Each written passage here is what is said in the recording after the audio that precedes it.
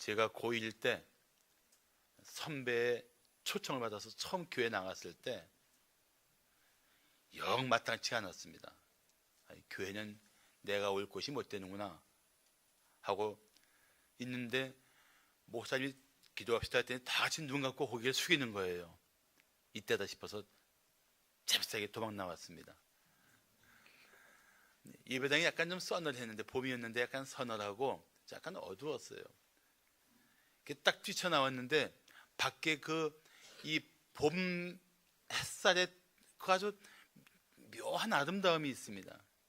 얼마나 좋은지 마치 어둠에서 벗어난 것 같은 기쁨을 가지고 도망갔어요.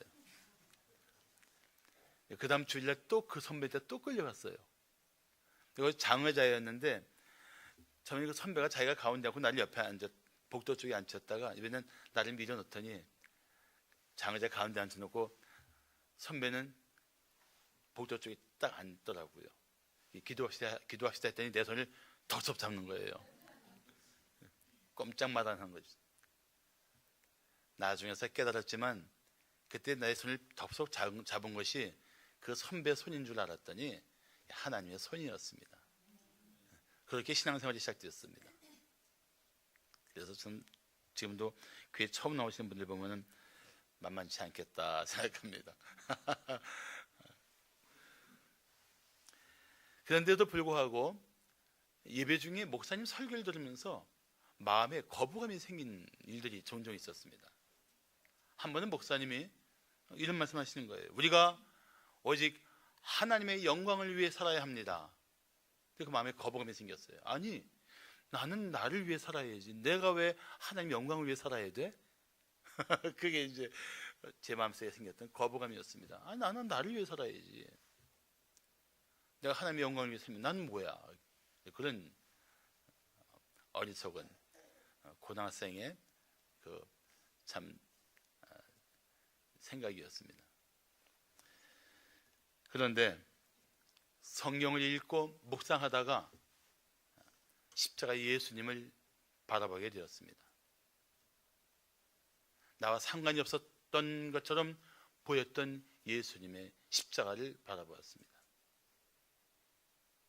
나와 전혀 관계없는 분의 죽음인 줄 알았던 그 십자가의 죽으심이 바로 나를 죄와 사망에서 구원하기 위한 속죄의 죽음이라는 사실을 깨닫게 되었습니다. 그건 저는 충격이었습니다. 나는 잘못된 상황 속에서 희생된 줄 알았는데 내가 내 인생의 주범이고 내 죄가 문제인 것을 그날 처절하게 깨달았습니다.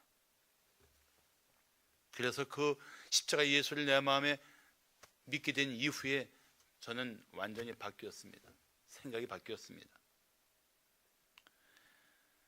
십자가에 나타난 주님의 사랑과 나를 찾아주시고 만나주신 하나님의 사랑을 깨닫고 난 후에 제 인생관이 바뀌었습니다. 어리석은 반항도 멈췄습니다. 어줍지 않은 거부감도 다 해결되었습니다. 그리고 나 같은 죄인을 구원하기 위해 십자가 예수님이 돌아가셨다면 이제는 내가 그 예수를 위해 살아야 될 때라는 생각을 하게 되었습니다. 그리고 나 같은 죄인이, 나 같은 인생이 하나님의 영광을 살 수 있다는 이 사실이 얼마나 놀라운 것이며 내 삶을 흥분시키는 것인지를 비로소 생각하기 시작했습니다. 하나님의 영광을 위해 산다는 것, 그것은 새로운 삶의 목적이 되었습니다. 내 삶의 최선의 선택임을 알았습니다.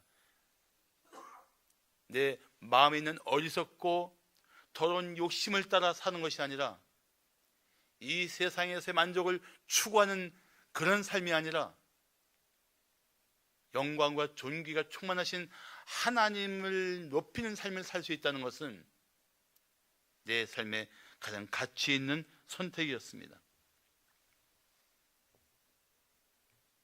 그래서 저는 거부감을 느꼈던 그 목사님의 설교가 이제 제가 여러분께 설교하는 설교자로 여기 서 있는 것입니다. 오늘 본문인 고린도전서 10장 23절부터 33절은 본래 우상의 제물에 대한 교훈입니다. 우상에게 섬긴 제물을 먹을 것이냐 말 것이냐. 그런데도 불구하고 이 본문 속에는 은혜를 입은 우리들이 어떻게 살아야 할 것인가 하는 삶의 자세를 교훈해주고 있습니다. 저는 오늘 그것을 우리 성도들과 함께 나누고 싶습니다. 자, 오직 은혜로 구원받은 성도가 보일 자세는 무엇일까요? 첫째, 자신의 자유보다 이웃의 유익을 생각해야 합니다. 인터넷에 떠도는 글 중에 이런 글이 있습니다. 차에 타고 있을 때는 늦게 가는 행인을 욕하고 횡단보도 건널 때는 빵빵대는 운전사를 욕한다. 남이 천천히 차를 몰면 소심 운전이고 내가 천천히 몰면 안전 운전이다. 남의 남편이 설거지하면 공처가이고 내 남편이 설거지하면 애처가이다. 며느리는 남편에게 쥐어 살아야 하고 내 딸은 남편을 휘어잡고 살아야 한다. 사위가 처가에 자주 오는 것은 당연한 일이고 내 아들이 처가에 자주 가는 것은 줏대없는 짓이다. 남의 자식이 어른에게 대드는 것은 버릇없는 것이고 내 자식이 어른에게 대드는 것은 그만큼 자기의 주장이 뚜렷하다는 것이다. 남이 하면 불륜이지만 내가 하면 로맨스다. 이런 글이에요. 그래서 남이 하면 불륜이지만 내가 하면 로맨스라는 말을 네 글자로 줄여서 남불내로라고 하죠. 남불내로. 남불내로. 난 어느 날 신문 기사에 대문자만하게 남불내로라는 말을 쓴 걸 보고 이 말을 이렇게도 쓰는구나 생각했어요. 근데 지금 읽어드린 글은 한마디로 말하면 사람들이 얼마나 자기 중심적인가를 적나라하게 표현하고 있는 것입니다. 자기에 대해서는 관대하고 이웃에 대해서는 가혹한 잣대를 들이대는 자기 중심적인 삶의 자세를 이 글은 밝혀주고 있습니다. 갈수록 사람들은 자기 생각에 쉽게 빠지고 남에 대한 배려와 남에 대한 생각들은 얄팍해지기 시작합니다. 이런 현상은 사실 말세의 특징이기도 합니다. 그래서 디모데후서 3장 2절과 3절은 이 말세 현상들을 이렇게 밝혀주고 있습니다. 사람들이 자기를 사랑하며 돈을 사랑하며 자랑하며 교만하며 비방하며 부모를 거역하며 감사하지 아니하며 거룩하지 아니하며 무정하며 원통함을 풀지 아니하며 모함하며 절제하지 못하며 사나우며 선한 것을 좋아하지 않는다. 이것이 말세에 이 땅에 존재하는 사람들의 삶의 특징이라는 것입니다. 아마 우리들도 내 자신에게서나 이웃들에게서 쉽게 볼 수 있는 모습일 것입니다. 그런데 오늘 23절은 이렇게 말씀합니다. 모든 것이 가하나 모든 것이 유익한 것이 아니요 모든 것이 가하나 모든 것이 덕을 세우는 것이 아니라. 무슨 뜻입니까? 우리는 모든 것이 가능하다고 주장하지만 모든 것이 다 유익한 것이 아니라, 모든 것이 다 가능하다고 우리는 말할 수 있겠지만 그게 다 덕을 세우는 것이 아니다. 그런 뜻입니다. 사람들은 자기 마음대로 살고 싶어 합니다. 근데 그것은 사실 하나님을 떠나 사는 사람들의 특징입니다. 그러나 그리스도인들은 결코 자신만을 생각할 수 없습니다. 그래서 모든 것이 가능해도 남들에게 유익이 될 것인가를 생각해야 합니다. 내가 뭐든지 할 수 있는 가능성이 있지만 그것이 이웃들에게 덕을 세우는 일인지를 조심스럽게 살펴야 합니다. 그것이 그리스도인의 삶의 방식인 것입니다. 그래서 우리는 어떤 일을 결정하거나 어떤 일을 내 마음대로 하고 싶은 욕망 앞에 섰을 때도 스스로 조심스럽게 물어야 합니다. 이것이 이웃에게 유익이 될 것인가? 이것이 남에게 덕을 세울 만한 일인가? 이웃과 교회에게 유익이 된다면 우리는 힘써 행해야 할 것입니다. 그렇지만 이웃과 교회에 유익이 되지 않는다면 우리는 즉시 멈춰야 합니다. 내게 어떤 이득이 있을지라도 이웃에게 유익이 되지 않는다면, 내가 하고 싶은 욕망이 강렬할지라도 덕이 되지 않는다면 멈출 수 있는 절제가 우리들의 해야 할 일인 것입니다.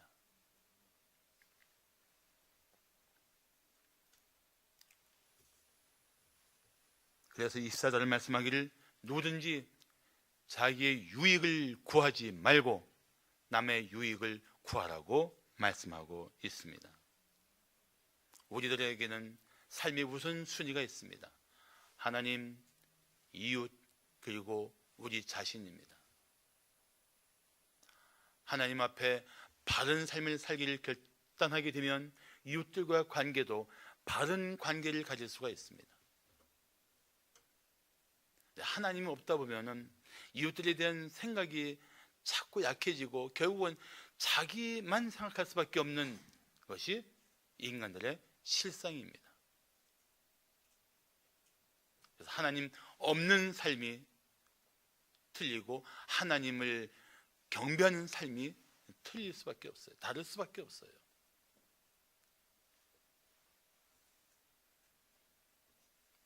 만약에 하나님 없이 이것이 하나님께 영광인지를 묻지 않고 이웃들에 대해서도 그런 배려가 없이 살다 보면 자기 욕심대로, 자기 타락한 성품대로 살 수밖에 없는 것이 우리들의 모습인 것입니다.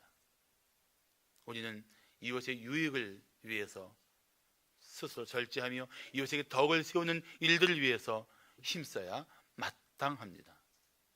그래서 로마서 15장 1절과 2절을 말씀하기를 믿음이 강한 우리는 마땅히 믿음이 약한 자의 약점을 담당하고 자기를 기쁘게 하지 아니할 것이라. 우리 각 사람이 이웃을 기쁘게 하되 선을 이루고 덕을 세우도록 할지니라 라고 말씀하고 있는 것입니다. 선을 이루고 덕을 세우는 삶의 결단이 은혜를 입은 우리 성도들의 자세라는 것입니다. 사실 우리 그리스도인들이야 얼마나 자유스러운 존재입니까? 매이는 게 없고 묶이는 게 없어요.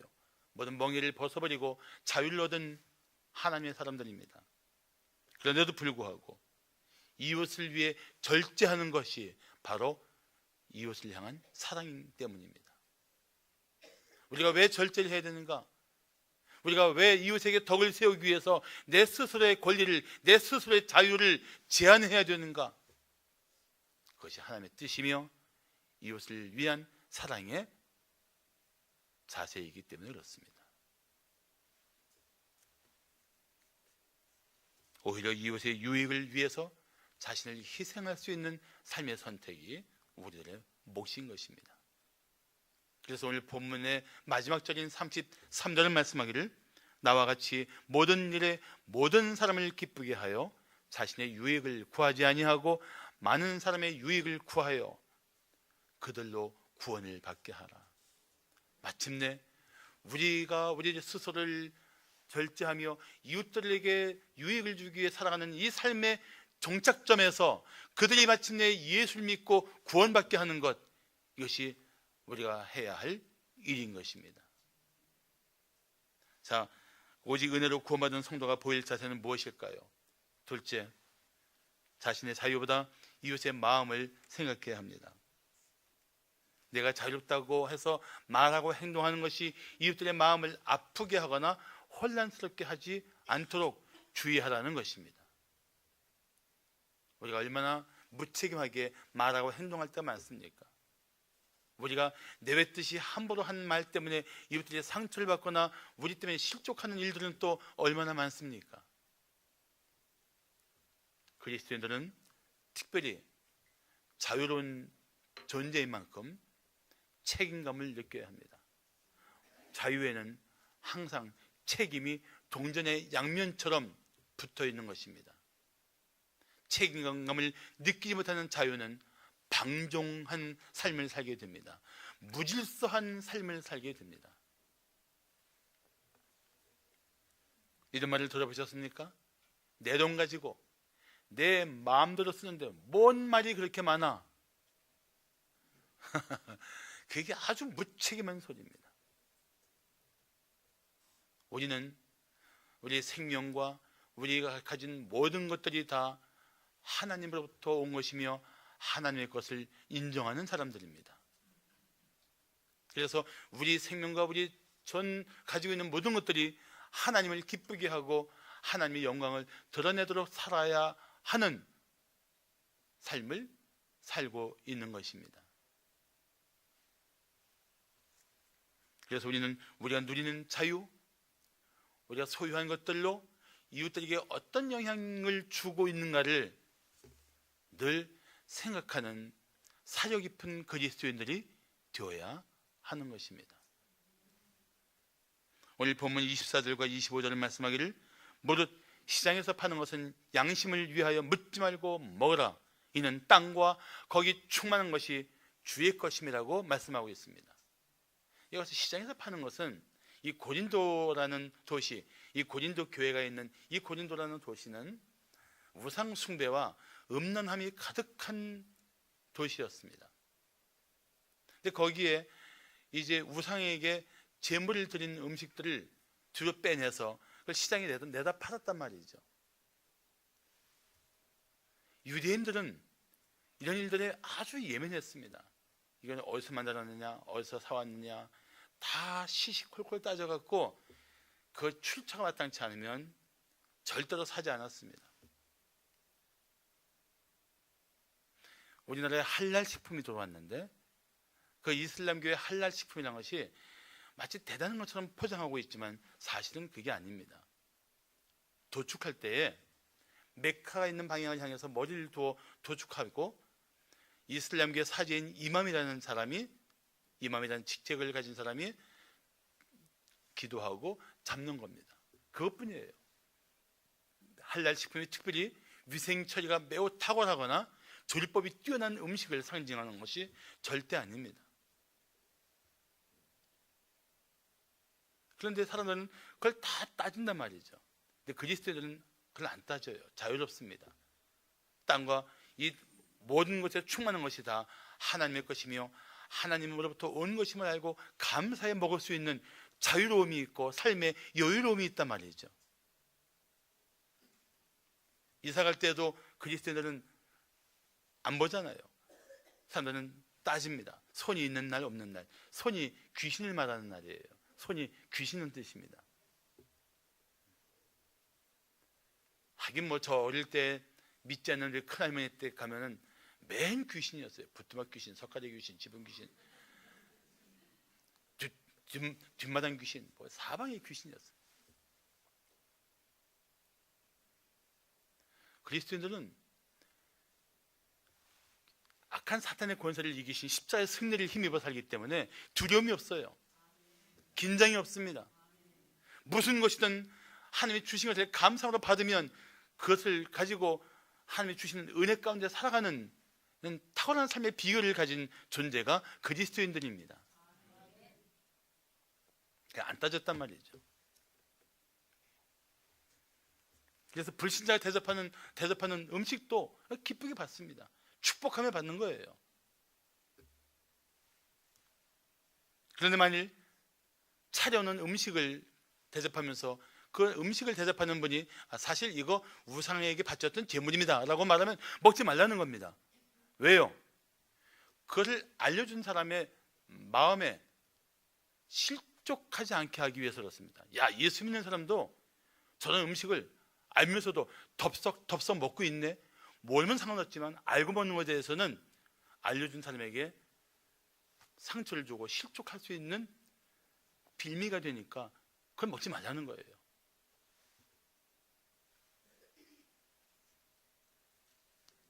우리들은 이웃에게 유익을 주기 위해서 아무 일이나 타협하는 사람들이 아닙니다.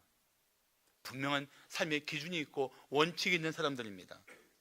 하나님이 기뻐하지 않을 일이면 우리는 거부합니다. 동참하지 않습니다. 이웃들의 기쁨보다 더 중요한 것이 하나님의 기쁨이요 하나님께 영광 돌리는 일이기 때문에 그렇습니다.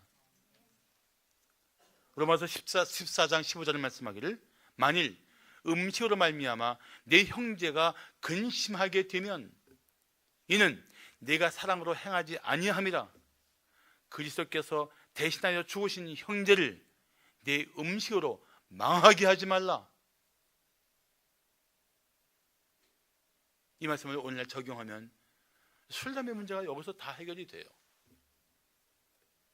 저희 집안은 대대로 술이 강한 집안입니다. 성을 바꾸자고까지 했어요. 주가로.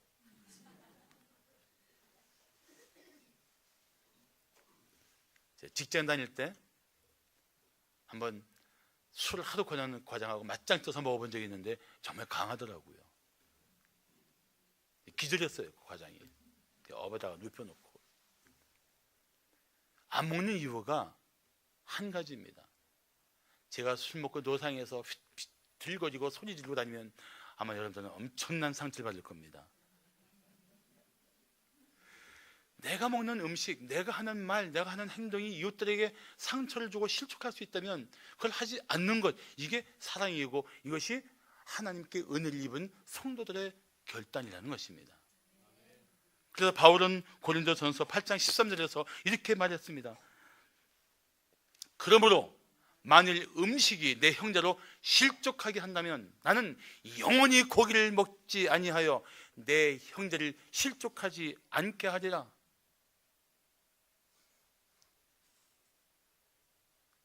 여러 해 전에 청년들 그 세미나에 독일에 있는 목사를 한번 초청해서 강연을 했던 행사가 있었습니다. 이 독일의 목사가 워낙 메시지를 강하게 전하니까 청년들이 도전을 받고 예수를 위해 살겠다고 결단했습니다. 문제는 쉬는 시간에 생겼어요. 쉬는 시간에 청년들이 밖에 나가서 돌아다니 몇 명이 모여서 수군거리고 궁시렁거리기 시작했습니다. 알아봤더니 그 독일 목사님이 태연하게 담배를 피우고 있었던 거예요. 주최측 목사가 가서 우리나라에서는 술 냄새를 안 하는 것이 그리스도인들에게 요구되는 것입니다 했더니 이분이 깜짝 놀란 겁니다. 두 번째 시간 시작하기 전에 그분이 들어와서 이렇게 발표했다고 합니다. 여러분, 독일 문화에서는 담배를 핍니다. 그런데 오늘부터 우리 한국의 형제들이 실족하지 않도록 나는 담배를 끊겠습니다.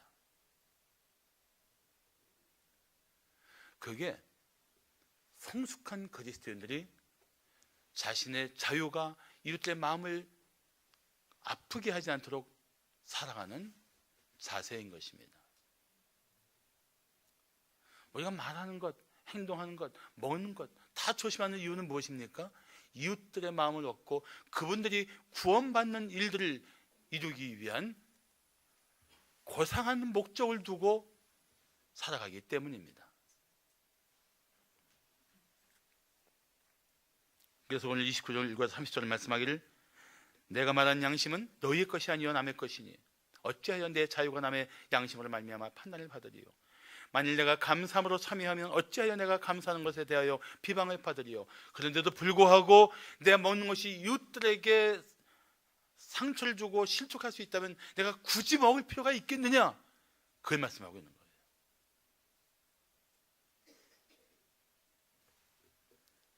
거예요. 우리의 삶이 이웃들에게 어떤 영향을 줄 것인가? 그리고 우리의 존재가 이웃들에게 예수를 만나는 삶을 살아야 되는데 그런 일들이 회방되는 일이라면 기꺼이 포기하겠다는 결심이 우리에게 필요한 것입니다. 마지막으로 오직 은혜로 구원받은 성도가 보일 자세는 무엇일까요? 셋째, 자신의 만족보다 하나님의 영광을 생각해야 합니다. 무엇을 먹을까? 무엇을 마실까? 무엇을 입을까? 이 삶의 소소한 만족을 추구하다가 하나님의 이름을 욕되게 하지 않는 선택. 그래서 내가 먹든지 마시든지 무엇을 하든지 하나님의 영광을 위하여 하는 이 삶의 탁월한 결정이 우리의 삶에서 날마다 때마다 있어야 된다는 것입니다. 하나님은 아무리 악한 죄인이라도 예수를 믿으면 기꺼이 구원하십니다. 십자가 예수를 믿으면 아무 조건 없이 구원하십니다. 십자가의 강도가 대표적인 인물입니다. 그는 죄악에 빠져 살다가 사형을 받은 인물입니다. 그런데 자기 옆에 있는 십자가에 달리신 예수님이 바로 자기 같은 죄인을 구원하기 위해서 속죄의 피를 흘리시는 것을 깨닫고 그날 그 죽음의 자리에서 주님의 은혜를 간청합니다. 그날 그는 그렇게 구원을 받습니다. 그러나 애석하게도 그는 하나님의 영광을 위해 살 기회가 없었습니다. 우리는 어떻습니까? 감사하게도 구원받은 이후에 하나님의 영광을 위해 살 기회가 주어졌습니다. 누군가는 이렇게 말할 것입니다. 내가 아는 사람은 교회 다니는데 얼마나 욕심 사나운지 몰라요. 맞습니다. 그럴 수 있습니다. 교회에는 나오지만 아직 구원받지 못한 분들도 있고 교회 나와서 예수 믿은 지 얼마 안 되는 어린 신앙인들도 있기 때문에 그런 일들이 우리 마음을 흔들 수 있습니다. 그러나 성숙한 그리스도인들은 눈여겨보십시오. 그분들은 하나님의 영광을 위해 살고자 할 것입니다. 웨스트민스터 소요리 문답 1조는 이렇게 묻고 있습니다. 사람의 제1되는 목적은 무엇인가? 이 땅에 존재하는 하나님의 은혜를 입은 성도들에게 주어진 최고의 목적 무엇인가? 같은 웨스트민스터 소요리 문답 1조에는 이렇게 답하고 있습니다. 하나님을 영화롭게 하며 영원히 하나님을 즐거워하는 것이다. 하나님을 알지 못할 때 거부감이 생겼던 그 말씀이 하나님을 알고 나서도 온전치 못했던, 깨닫지 못했던 그 말씀이 이제 우리들의 마음을 장악하고 우리 삶의 최고의 가치가 되어야 하는 것입니다. 자, 우리가 사는 목적, 이 땅에 존재하는 목적, 하나님의 영광을 드러내는 것입니다. 오늘 31절 다 함께 봉독할까요? 31절 시작. 그런즉 너희가 먹든지 마시든지 무엇을 하든지 다 하나님의 영광을 위하여 하라. 아멘. 생각해 보세요. 먹는 것, 마시는 것 일상의 일이고 늘 당연시 여기는 일이고 어쩌면 소소하게 늘상 반복되는 일입니다. 이렇게 늘상 반복되는 소소하게 생각했던 일부터 시작해서 무엇을 하든지 다 우리의 삶의 가장 중요한 결정까지도 내 생명을 걸 일까지도 하나님의 영광을 위해서 하라고 주님은 말씀하십니다. 엄격히 말하면 하나님의 영광을 위해서 생명까지 바칠 수 있기를 원하시는 것입니다. 하나님의 영광이 되면 어떤 희생이 있더라도 그것을 선택하라는 명령입니다.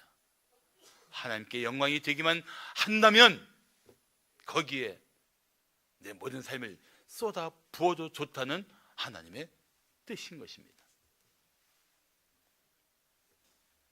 하나님은 영광이 충만하신 분이십니다. 하나님이 천지를 창조하시고 사람을 창조하신 것도 영광을 받기 위한 것입니다. 그래서 이사야 43장 7절을 말씀하기를 내 이름으로 불려지는 모든 자 곧 내가 내 영광을 위하여 창조한 자를 오게 하라. 그를 내가 지었고 내가 그를 만들었느니라고 말씀하고 있는 것입니다. 또한 하나님은 영광 받기 위해서 우리를 죄와 사망에서 구원해 주셨습니다. 그래서 에베소서 1장 5절과 6절을 말씀하기를 그 기쁘신 뜻대로 우리를 예정하사 예수 그리스도를 말미암아 자기의 아들들이 되게 하셨으니 이는 그의 사랑하시는 자 안에서, 그리스도 안에서 우리에게 거저 주시는 바 그의 은혜의 영광을 찬송하게 하려는 것이라고 말씀하고 있는 것입니다. 우리는 가장 일상적인 일에서부터 생명을 걸 만한 일에까지 다 하나님의 영광을 위해서 살아야 합니다. 하나님의 영광이 충만하신 분이십니다. 그 하나님께 영광 드리는 것은 지극히 마땅한 일입니다. 그리고 하나님의 영광을 위해 사는 것이 자신의 삶을 가장 존귀하게 사는 비결입니다. 하나님의 영광을 위해 사는 것이 자신의 이 짧고 유한한 생명을 가장 가치 있게 살 수 있는 삶의 선택인 것입니다. 그렇지 않으면 우리는 여전히 이 세상에 죄에 빠져 살 수밖에 없습니다. 여전히 내 안에 타락한 본성에 시달리며 살 수밖에 없습니다. 더러운 욕망을 채우기 위해서 이 땅에서 방황할 수밖에 없습니다. 생명이 아닌 것, 보잘것 없는 것 때문에 우리 시선을 뺏기고 마음을 뺏긴 채 살아갈 수밖에 없다는 것입니다. 하나님의 영광에 무관심한 것은 하나님을 사랑하지 않기 때문입니다. 하나님만 기뻐할 때 하나님은 우리를 통해서 영광을 받으십니다. 하나님만으로 만족할 때 하나님은 영광을 받으십니다. 하나님 뜻을 따를 때 하나님의 영광을 받으십니다. 특별히 여러분이 잊지 말아야 할 것은 영광의 하나님을 예배하는 일로 하나님은 영광을 받으셔야 마땅합니다. 하나님은 이제와 영원토록 영광과 존귀를 받기에 합당하신 분이십니다. 그래서 시편 96편 6절과 7절 말씀하기를 존귀와 위엄이 그의 앞에 있으며 능력과 아름다움이 그의 성소에 있도다. 만국의 족속들아 영광과 권능을 여호와께 돌릴지어다. 여호와께 돌릴지어다라고 말씀하고 있습니다. 먹고 마시는 것이 자기의 만족을 위한 것이 아니라 하나님의 영광을 위한 것이어야 합니다. 내가 사는 모든 것들의 결정과 그 결정이 이어지는 모든 것들이 자신의 만족을 추구하는 것이 아니라 하나님의 영광을 추구하는 것이 되어야 합니다. 그것이 바로 하나님의 은혜를 입은 성도다운 삶의 결단입니다.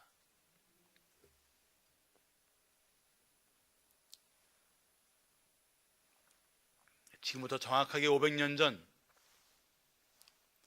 1517년 10월 31일 마르틴 루터가 비텐베르크에서 95개조의 반박문을 작성했습니다.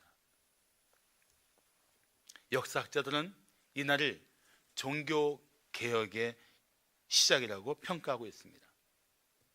처음에는 이 95개조의 반박문이 라틴어로 쓰여졌다가 독일어로 번역되었고 마침 그 앞서 개발된 구텐베르크의 금속 활자를 통해서 수천 부가 찍혀서 온 유럽에 퍼져나가면서 개혁의 불이 온 유럽에 확산되어 나갔던 것입니다. 이것은 단순히 지나간 역사를 의미하지 않습니다. 오늘도 우리 각 성도들 심령 가운데 말씀을 통한 개혁이 필요합니다. 교회도 하나님 말씀을 통해서 개혁이 필요합니다. 이 개혁을 하지 않고 우리가 하나님의 뜻에 맞추지 못하면 우리는 빛을 점점 잃어갈 것입니다. 중세기가 그랬습니다.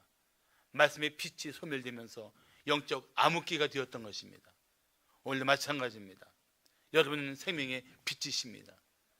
이 세상을 비추는 그리스도의 빛이십니다.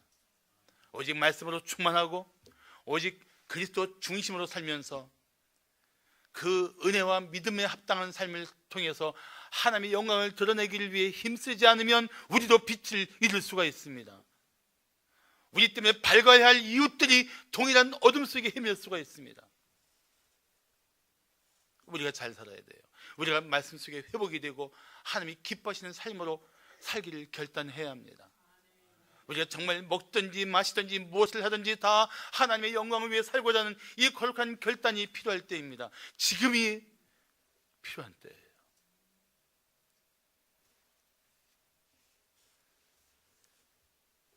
얼마 전에 어느 찬양 사역자가 색소폰을 하나 들고 무대에 섰습니다.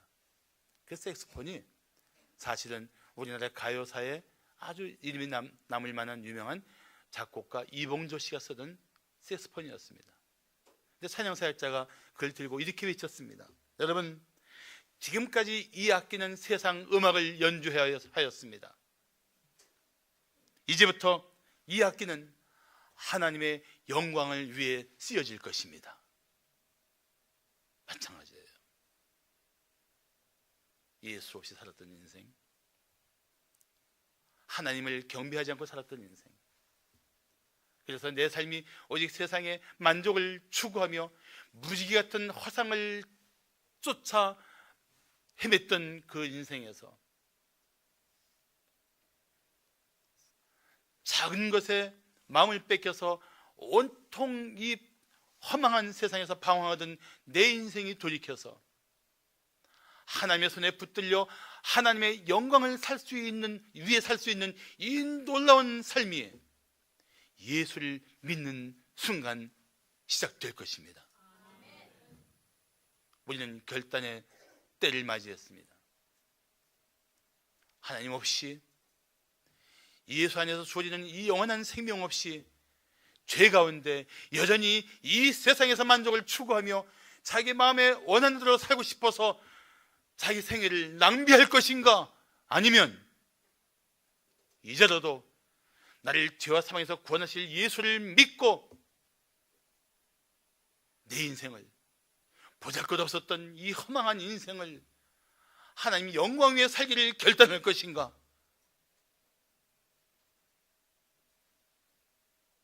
당신의 대답이 무엇입니까? 기도하시겠습니다.